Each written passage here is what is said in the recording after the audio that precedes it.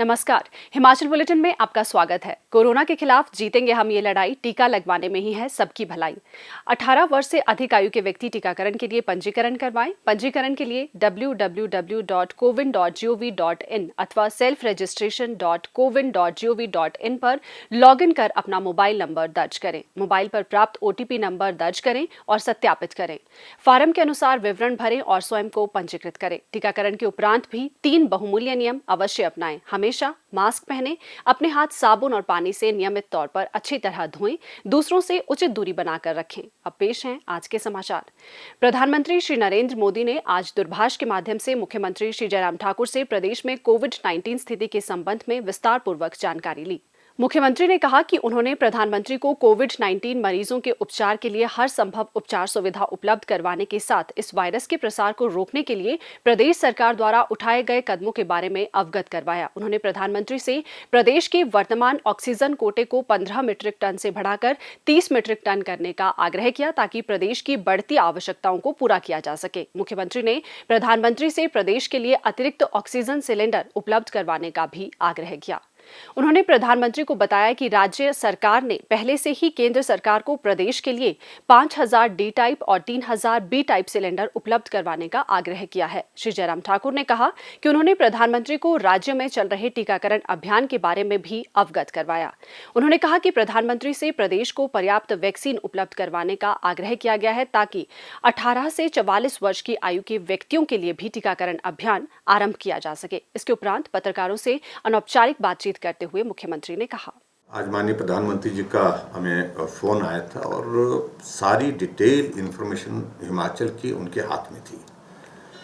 Total number of cases के साथ साथ में रिस्ट्रिक्शंस के बारे में उन्होंने जानकारी ली, पॉजिटिविटी रेट कितना है और उसके साथ में डेथ कितनी है, डेथ रेट कितना है। इन तमाम सारी बातों को चर्चा करने के बाद ऑक्सीजन की सप्लाई कैसे चल रही है, वैक्सीन की सप्लाई कैसे चल रही है और उसके बाद रिस्ट्रिक्शन में कुछ और चीज़ें जो करने की दृष्टि से आप सोच रहे हैं वो भी बात उन्होंने की है। और मुझे इस बात की प्रसन्नता है कि आदरणीय प्रधानमंत्री जी ने विस्तार से चर्चा करने के बाद हिमाचल प्रदेश के लिए इस संकट में हर संभव सहयोग जो दिया जा सकता है वो देने की उन्होंने बात कही है। एक बात तो सबसे बड़ी बात यही है कि आज की तारीख में जो हम लोगों को मुश्किल यहाँ आ रही है, मुश्किल में बड़ी बात यही आ रही है कि ऑक्सीजन की अभी शॉर्टेज तो नहीं है, लेकिन ऑक्सीजन के खाली सिलेंडर हमारे पास उपलब्ध कम है। उस दृष्टि से भी हमने आग्रह किया कि अगर खाली सिलेंडर हमको उपलब्ध हो जाते हैं तो, क्योंकि इस वक्त नंबर ऑफ केसेस हमारे पास जो एडमिट है उनमें से ज़्यादा लोगों को ऑक्सीजन की आवश्यकता महसूस हो रही है और डॉक्टर का कहना है कि ऑक्सीजन के लिए हमको खाली सिलेंडर जितने ज़्यादा मिल सकते हैं, जहाँ से भी मिल सकते हैं, वो उपलब्ध करवाने चाहिए। दूसरी बात, इस बात के लिए भी जो लोगों के बीच में कुछ चीज़ों को लेकर के जो मेडिसिन से रिलेटेड इश्यूज थे, पर्टिकुलरली जो रेमडेसिविर का जिक्र आ रहा था बातचीत में, उसमें उनका कहना है कि वो मेडिसिन सभी मरीजों के लिए आवश्यक है। ये ऐसा डॉक्टर्स ने बड़ा स्पष्ट कर दिया है, ये लोगों को जानकारी होनी चाहिए। और हमने कहा कि भी लोगों को इस बारे में जानकारी भी है और इसको और लोगों तक पहुंचाने की बात है। मेनली उनका फोकस ये था, एक पार्ट ये कि हम इस वायरस के संक्रमण को सीमित कैसे कर सकें, उसको पकड़ कैसे करें, उसको रोक कैसे सकते हैं, उसके लिए जो भी सख्त कदम उठाने की आवश्यकता है उस दिशा में आगे बढ़ो।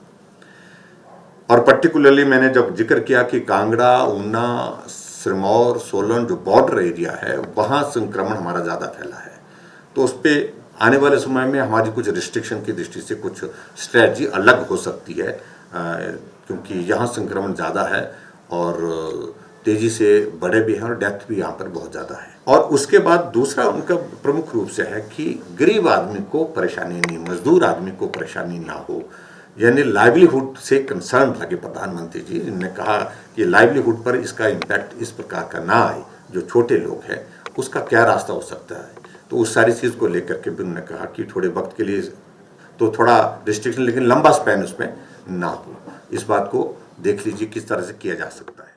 मुख्यमंत्री श्री जयराम ठाकुर ने आज लोक निर्माण विभाग की समीक्षा बैठक की अध्यक्षता करते हुए अधिकारियों को निर्माण कार्यों में गुणवत्ता सुनिश्चित करने और विकासात्मक परियोजनाओं को समयबद्ध पूरा करने के निर्देश दिए। मुख्यमंत्री ने कहा कि सड़कें प्रदेश में परिवहन का मुख्य साधन है, इसलिए विभिन्न सड़कों और पुल परियोजनाओं के निष्पादन संबंधी वांछित लक्ष्यों को पूरा करने के लिए प्रभावी कार्य योजना बनाई जानी चाहिए। उन्होंने कहा कि उन परियोजनाओं पर विशेष ध्यान दिया जाना चाहिए जिनका निर्माण कार्य पूर्ण होने वाला है। उन्होंने विभिन्न परियोजनाओं का निष्पादन करने वाले विभाग के इंजीनियरों को कुशलता से कार्य करने के भी निर्देश दिए। श्री जयराम ठाकुर ने कहा कि प्रधानमंत्री ग्राम सड़क योजना के अंतर्गत राज्य में 18,430 किलोमीटर से अधिक सड़कों का निर्माण कार्य पूरा हो गया है। 2,406 कस्बों को सड़कों के माध्यम से जोड़ा गया है।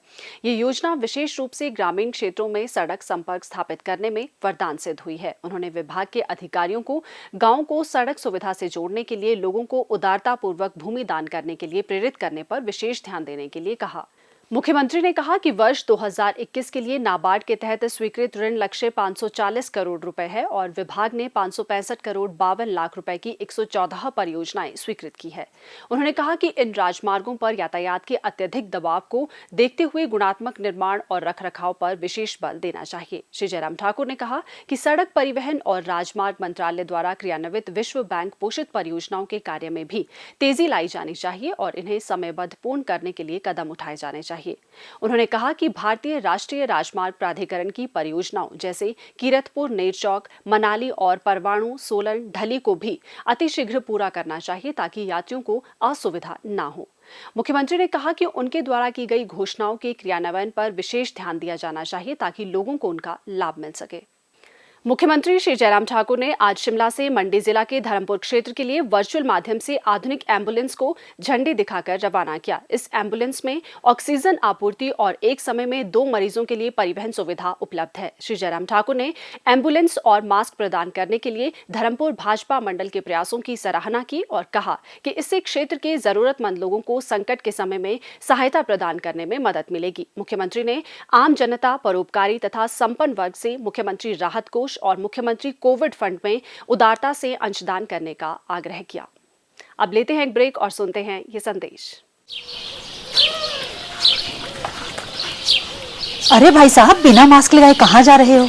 बाजार जा रहा हूँ सामान लेने। उसके लिए मास्क की क्या जरूरत है? अरे भाई, आपको मालूम नहीं है कोरोना कितना फैला हुआ है? अपना नहीं तो कम से कम अपने परिवार का तो ख्याल रखिए। ये लो, लगा लिया मास्क। ऐसे नहीं, ऐसे मास्क लगाने का कोई फायदा नहीं है।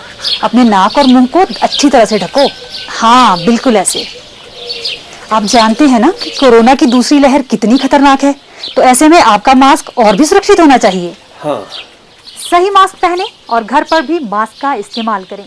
इसके अतिरिक्त अपने हाथों को बार बार साबुन और पानी से अच्छी तरह धोएं। सैनिटाइजर का इस्तेमाल करें और दूसरों से उचित दूरी बनाकर रखें। खुद भी सुरक्षित रहें और अपने परिवार और समाज को सुरक्षित रखने में अपना योगदान दें। ये हम सब की जिम्मेवारी है। स्वास्थ्य एवं परिवार कल्याण विभाग द्वारा दोपहर 2 बजे जारी बुलेटिन के अनुसार प्रदेश में कोरोना संक्रमण की जांच के लिए आज 2,833 लोगों के सैंपल लिए गए, जिनकी रिपोर्ट अभी आना बाकी है।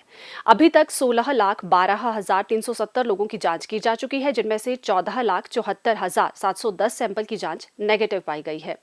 प्रदेश में कुल 1,24,854 लोगों में कोरोना वायरस के संक्रमण की पुष्टि हुई है, जिनमें से 54,290 लोग इस बीमारी से ठीक हो चुके हैं और 28,723 व्यक्ति उपचाराधीन हैं। हिमाचल बुलेटिन देखने के लिए सब्सक्राइब करें YouTube channel DPR Himachal, follow करें ट्विटर @DPRHP, लाइक करें Facebook page information and public relations department Himachal Pradesh, visit करें वेबसाइट www.himachalpr.gov.in।